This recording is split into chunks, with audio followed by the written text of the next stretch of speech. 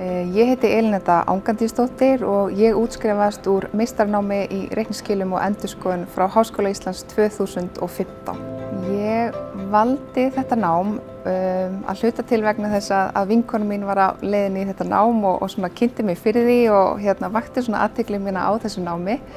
Ég sá strax hvaða svona atvinnumöguleikar voru fyrir hendi þegar maður klárar út gráðuna. En mér fannst sérstaklega spennandi geta unnið með námi og vera að læra eitthvað sem ég var samhliða að vinna í og eflast í vinnunni á sama tíma. Námið nýtist náttúrulega alveg bara klárlega í því starfi sem ég í dag. Ég starfa sem fjármálastjóri Fastus. Námið mjög vel sett upp og skipulega sett upp, þannig að þetta hentaði alveg svakalega vel.